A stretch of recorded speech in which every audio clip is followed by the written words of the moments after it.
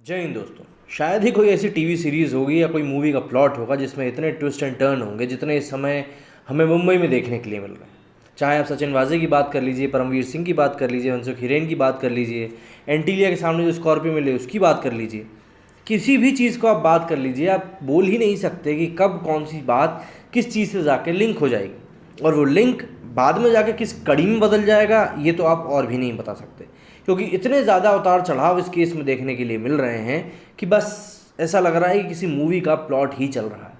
अब अभी परमवीर सिंह ने आरोप लगाए ही थे अनिल देशमुख के ऊपर कि भैया 100 करोड़ रुपए की एक्सटॉर्शन वाली बात उन्होंने कही थी, जिसके बाद लगातार नए नए डेवलपमेंट होकर सामने आते जा रहे हैं। अब जैसे कि अभी जो नया डेवलपमेंट हुआ है उसमें परमवीर सिंह सुप्रीम कोर्ट पहुंच गए हैं इस मामले की सीबीआई जांच कराने के लिए। मुंबई पुलिस के पूर्व कमिश्नर परमवीर सिंह ने अब महाराष्ट्र के गृह मंत्री व एनसीपी नेता अनिल देशमुख के खिलाफ सुप्रीम कोर्ट का दरवाजा। उन्होंने आशंका जताई है कि इस मामले में सबूत मिटाए जा सकते हैं, इसलिए उससे पहले जांच कराई जाए। उन्होंने खुद को ट्रांसफर के बाद डीजी होमगार्ड बनाए जाने के फैसले को भी चुनौती दी है।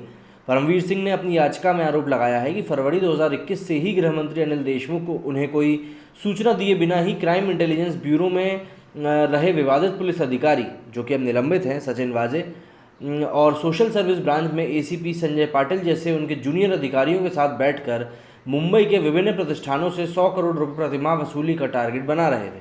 उन्होंने बताया कि अगस्त 24-25-2021 को इंटेलिजेंस कमिश्नर रश्मि शुक्ला ने डीजीपी को अनिल देशमुख द्वारा गलत तरीके से मनमाना ट्रांसफ़र पोस्टिंग किए जाने की बात बताई, जिसके बाद डीजीपी ने इस मामले को राज्य के गृह विभाग के अतिरिक्त सचिव के समक्ष उठाया। उन्होंने देशमुख पर कई मामलों में हस्तक्षेप करके जांच को मनमाना दिशा में मुड़वाने के लिए दबाव बनाने का आरोप भी लगाया। परमवीर सिंह ने याचिका में कहा है कि उनके मातहत अधिकारों को बिना उनके सूचना के बुलाकर मनमाना निर्देश देना गृह मंत्री के रूप में पद का सरासर दुरुपयोग।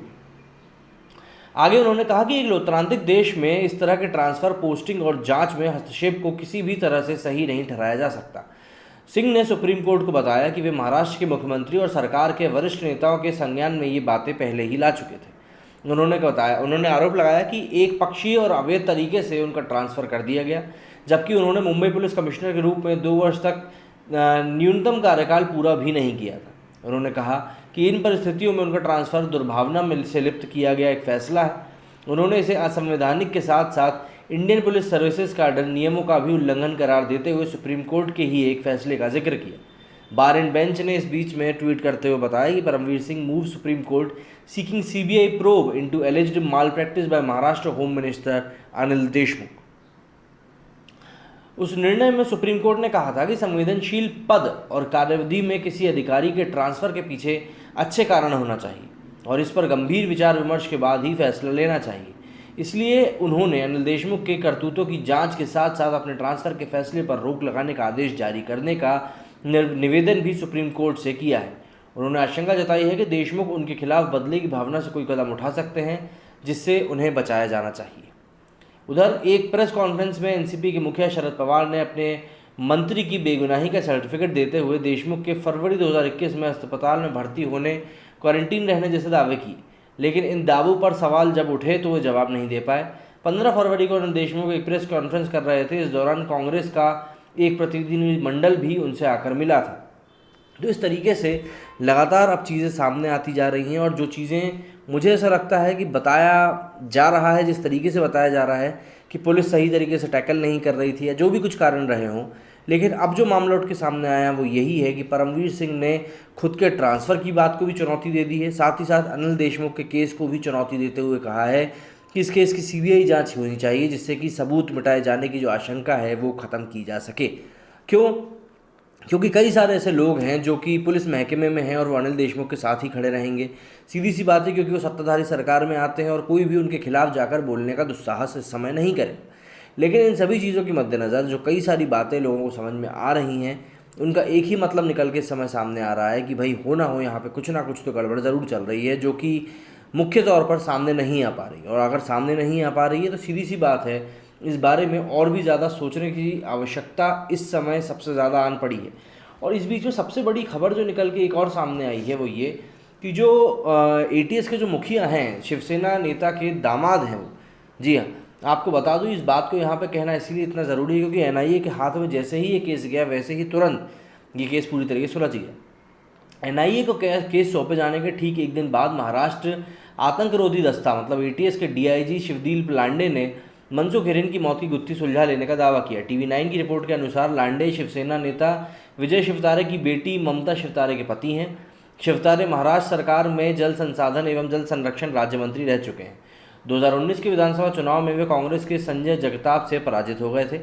एटीएस के डीआईजी शिवदीप वामंडल लांडे ने एक फेसबुक पोस्ट में कहा था कि अति संवेदनशील मनसुख हिरेन मर्डर केस की गुत्थी सुलझा ली गई है।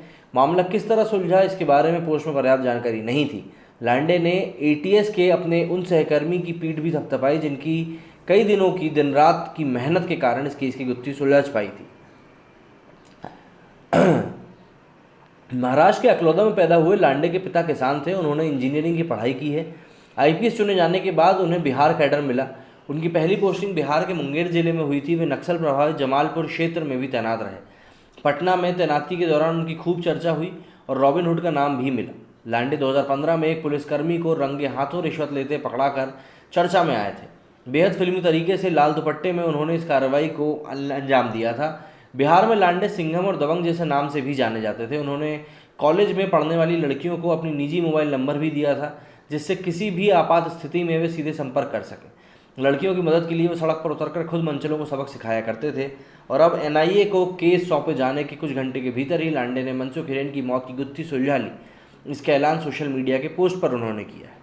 रिपोर्ट्स के अनुसार मनसुख हिरेन की मौत के मामले में गिरफ्तार क्रिकेट सट्टाबाज नरेश धारे ने सचिन वाजे और मुंबई पुलिस के बर्खास्त कांस्टेबल विनायक शिंदे को 5 फर्जी सिम कार्ड उपलब्ध कराए थे। टाइम्स नाउ की एक रिपोर्ट के अनुसार मनसुख हिरेन फर्जी सिम के माध्यम से आरोपी नरेश के साथ संपर्क में था। रिपोर्ट में यह भी कहा गया कि मनसुख को 4 मार्च जिस दिन मनसुख लापता हुए एक व्हाट्सएप कॉल आया जिसकी लोकेशन अहमदाबाद थी जो कि नरेश की लोकेशन थी। रिपोर्ट के अनुसार मनसुख हिरेन के ठिकाने की लोकेशन को ट्रैक करने के बाद ये पता चला कि मनसुख की लोकेशन के सबसे निकट शिंदे था। महाराष्ट्र एटीएस के ने 11 संदिग्धों को चिन्हित किया जिसमें से कुछ सट्टेबाज और बर्खास्त पुलिसकर्मी भी हैं जो कि सचिन वाजे के बहुत ज़्यादा करीबी हैं। भले ही महाराष्ट्र एटीएस ने केस को सुलझाया हुआ बता रहे हों लेकिन हमें इंतज़ार करना होगा कि एनआईए की छानबीन प्रारंभ होने के पश्चात केस कौन सा नया मोड़ लेता है। एनआईए को केस सौंपे जाने के बावजूद एटीएस ने मनसुख हिरेन की मौत के मामले में 2 गिरफ्तारियां आज की हैं। केंद्रीय गृह मंत्रालय द्वारा केस एनआईए को ट्रांसफ़र किए जाने का आदेश जारी होने के बावजूद ये स्पष्ट नहीं है कि एटीएस कब उसके हवाले उस इंसान को करेगी। उम्मीद करता हूँ जो बात मैं आपको इस वीडियो के माध्यम से बताना चाहता था वो आप समझ गए होंगे। मेरे इस वीडियो में फिलहाल इतना ही। जय हिंद, जय भारत।